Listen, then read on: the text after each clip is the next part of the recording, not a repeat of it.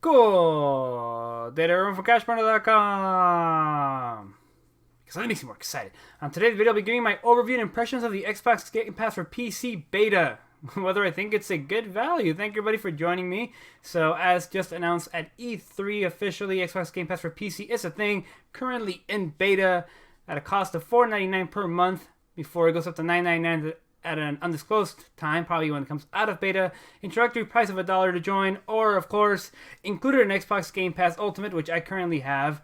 So I decided to give the app a whirl, as I also have a PC that I don't use much for gaming because I have an Xbox One X, and sometimes I'm just lazy and I want to use it.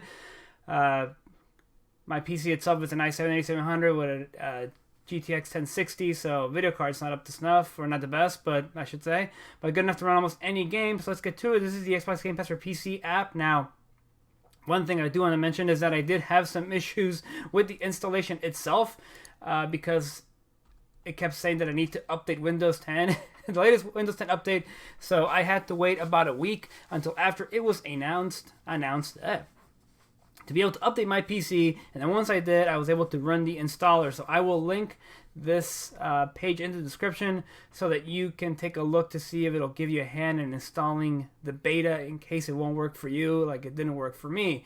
But the crux of it is, once the update is installed, Windows 10 May 10 update, also called 19H1, then it will work. So let's get to the actual software itself, yeah? So it's very simplistic. It's very similar to the Xbox Game Pass tab on the Xbox One itself. You've probably seen it looks familiar. The only thing that's different here is this, what will surprise me? What will I play next? What will it be? What would you suggest? The Last War Season 2? I don't even know what that is. But it's a platformer. Okay. And another thing, a little shout out, the Xbox Game Pass or Twitter account needs to get some lessons from the Xbox Game Pass for Xbox app, Twitter account, because there's been a lot of games added since this launched a couple of weeks ago during E3, but not much fanfare for it. So again, this is the app itself.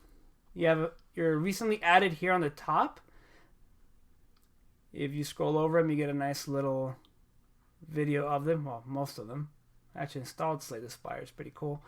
You can do show all just like on the Xbox One, or you can scroll down here and go via categories, platformer, shooters, RPGs, and indies. Now, my main reason for getting or wanting to try this for PC is actually for the games that I do not or cannot get on the Xbox One. Mostly indies and a few other ones. Like, oh man, I played Rise of Nations way back when. This is the extended edition release in 2017. I didn't even know they came out with it again. But Rise of Nations was a lot of fun. As you can see here, a lot of different games. We go to indies because I love Devolver Digital, and I'm kind of sad that their relationship, as far as Xbox One,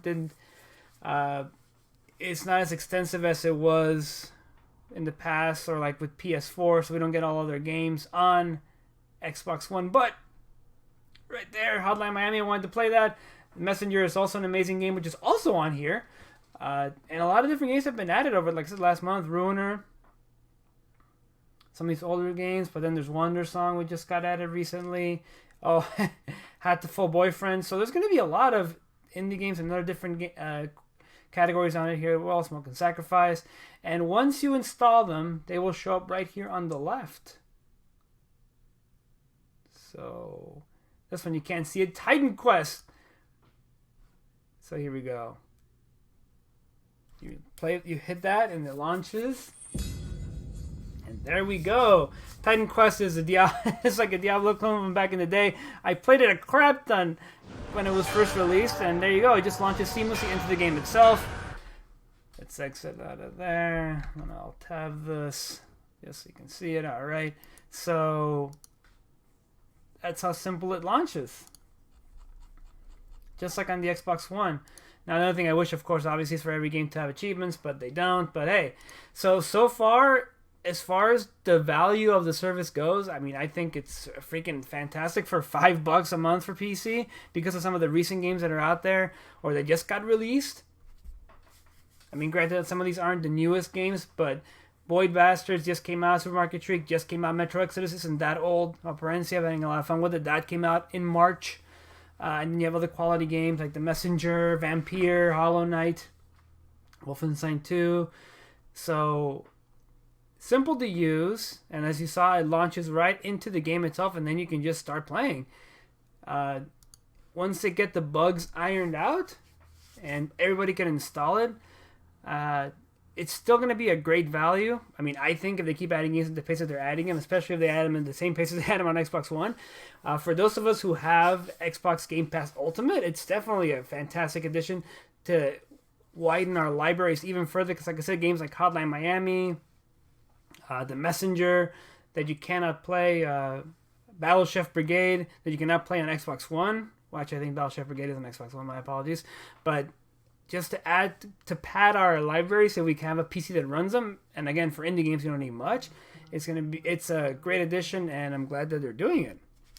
So I will continue to play around with it, and I hope that if you have Xbox Game Pass Ultimate, that you've been able to install it. If not, again, go to the page that I linked in the description. Hopefully I'll give you some assistance. But so far, for me, Xbox Game Pass Beta gets a thumbs up. I know some people have been having issues. I've read that online, so hopefully they continue. It sounds like it's just a matter of them fixing the app to work properly and not air people's PCs out. I don't mean like it's breaking them, but it just errors out. So iron out the kinks, and this is going to be another great value that I'm surprised isn't getting more attention. Based on the games that are on it. I really think that they need to step up their game as far as marketing, because with things out there, a lot of different values for PC gamers. I mean, I know there's Steam sales, which make games really cheap, and of course, a Humble Bundle, but Microsoft needs to really advertise this a bit more so they can get more of a foothold in the PC space, because there are so many other games that are not available on console that they could probably get onto the service without much, I guess, effort, you could say. But that is it. Again, if you have a PC that runs it, or that can run these games, or most of them, I would definitely recommend giving it a shot. The beta is $4.99 a month right now, $1 to join. And then from there, you can make your decision. And if you have Xbox Game Pass Ultimate, you can run it, give it a shot. If you haven't upgraded to Ultimate, make sure you watch my video on that first before you pull the trigger, because you need to make sure you get as much time on that as possible, alright? Thank you, everybody, for watching. If you like what you've been seeing, please make sure you give it a little visit. The like, share, and subscribe button down below. Alright, there, go out there, play some games, make some money, spend some money, save some money, don't get boned. Get boning.